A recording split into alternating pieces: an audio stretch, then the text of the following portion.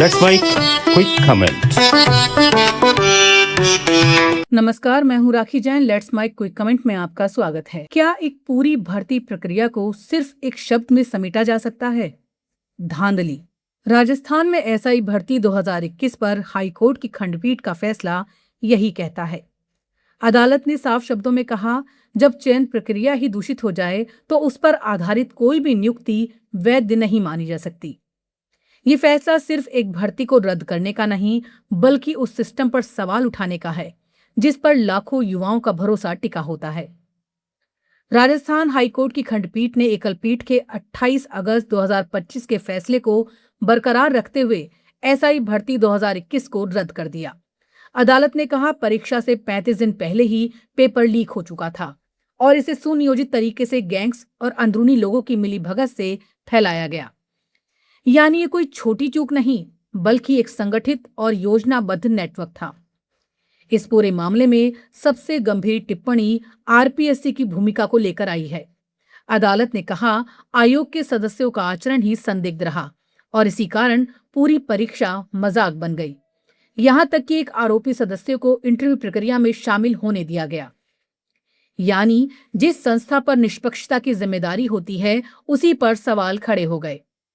Court ने साफ कहा कि आरपीएससी पर आमजन का भरोसा हिल गया है और इसके लिए सदस्य सामूहिक और व्यक्तिगत रूप से जिम्मेदार हैं। इतना ही नहीं, अदालत ने सरकार और राज्यपाल को ये तक कहा कि जिन सदस्यों पर टिप्पणी हुई है उन्हें तुरंत हटाने पर विचार किया जाए।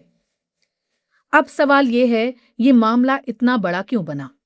इसकी वजह है इस भर्ती में शामिल लाखों युवाओं का भविष्य। करीब 2,21,000 अभ्यर्थियों ने इस परीक्षा में हिस्सा लिया था। इनमें से कई ऐसे होंगे जिनकी सालों की मेहनत, तैयारी और उम्मीदें इस परीक्षा पर टिकी थी। लेकिन जब कोर्ट कहता है कि पूरी प्रक्रिया ही संदिग्ध है, तो व्यक्तिगत निर्दोषता का तर्क भी टिक नहीं पाता। अदालत ने साफ कहा, भले ही कुछ अभ्यर्थी ईमानदारी से पास हुए हों, लेकिन जब पूरी प्रक्रिया दूषित हो तो चयन को वैध नहीं माना जा सकता। यही इस फैसले का सबसे कठिन और संवेदनशील पहलू है। अब बात करते हैं इस धांधली की गहराई की। एसओजी की जांच में सामने आया कि यह कोई सामान्य पेपर लीक नहीं था, बल्कि एक पूरा सिंडिकेट था। इसमें आरपीएससी के पूर्व सदस्य, दलाल, गैंग्स, सॉल्वर और यहां तक कि कुछ सरकारी कर्मचारी भी शामिल थे। 140 से ज्यादा लोगों की गिरफ्तारी, जिनमें ट्रेनी, एसआई और चयनित अभ्यर्थी भी शामिल हैं। ये दिखाता है कि ये नेटवर्क कितना बड़ा और संगठित था। यानी ये सिर्फ बाहर से नहीं, बल्कि अंदर से शुरू हुआ खेल था। कोर्ट ने यह भी कहा, पेपर लीक की घटनाएं अक्सर सिस्टम के भीतर से ही शुरू होती हैं। अब इस फैसले के बाद आगे क्या? एक तरफ सरकार का तर्क रहा कि दोषियों को अलग करके भर्ती को जारी रखा जा सकता है, लेकिन कोर्ट ने इसे खारिज कर दिया। अदालत का मानना है कि जब इलेक्ट्रॉनिक साक्ष्य तक हटाए जा चुके हों, तो सही और गलत अभ्यर्थियों की पहचान करना लगभग असंभव है। दूसरी तरफ अभ्यर्थियों के लिए एक राहत भी दी गई है। कोर्ट ने कहा, जब दोबारा भर्ती होगी तो 2021 के सभी अभ्यर्थियों को आयु सीमा में छूट दी जाएगी। यानी जिन्होंने मेहनत की थी, उन्हें पूरी तरह सिस्टम के बाहर नहीं किया जाएगा। लेकिन यहाँ एक बड़ा सवाल अब भी खड़ा है, क्या सिर्फ भर्ती रद्द करना ही समाधान है? राजस्थान में पिछले कुछ सालों में कई भर्तियां पेपर लीक के कारण रद्द हुई हैं। रीट, कांस्टेबल, जेईएन, वन रक्षक, सीएचओ, सूची लंबी है। हर बार परीक्षा रद्द होती है, जांच होती है, गिरफ्तारियां होती हैं, लेकिन कुछ समय बाद फिर एक नया मामला सामने आ जाता है। तो क्या समस्या सिर्फ कुछ लोगों की है या पूरे सिस्टम में कहीं गहरी खामी है? हाईकोर्ट ने भी इस दिशा में संकेत दिया है।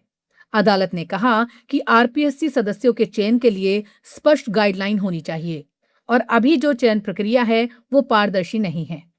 यानी सुधार सिर्फ कार्रवाई में नहीं, बल्कि व्यवस्था में करना होगा। विपक्ष इसे पिछले शासनकाल की विफलता बता रहा है, तो सरकार खुद को कार्रवाई करने वाला पक्ष बता रही है। लेकिन इन सब के बीच जो सबसे बड़ा नुकसान हुआ है, वो है युवाओं का भरोसा। जब एक मेहनती अभ्यर्थी ये देखता है कि सालों की तैयारी के बाद भी परीक्षा रद्द हो सकती है, तो उसके मन में सिर्फ निराशा नहीं, बल्कि सिस्टम पर अविश्वास भी पैदा होता है। क्योंकि जब व्यवस्था पर सवाल उठते हैं तो सिर्फ एक भर्ती नहीं, पूरी पीढ़ी प्रभावित होती है। नमस्कार। आप सुन रहे थे let's mike more than radio. Follow कीजिए हमें हमारे सोशल मीडिया प्लेटफॉर्म्स पर।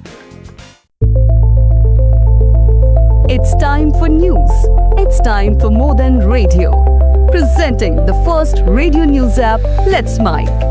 Let's Mic, a news-based app on your phone where you get to watch and listen news, talk shows, interviews, radio show podcasts.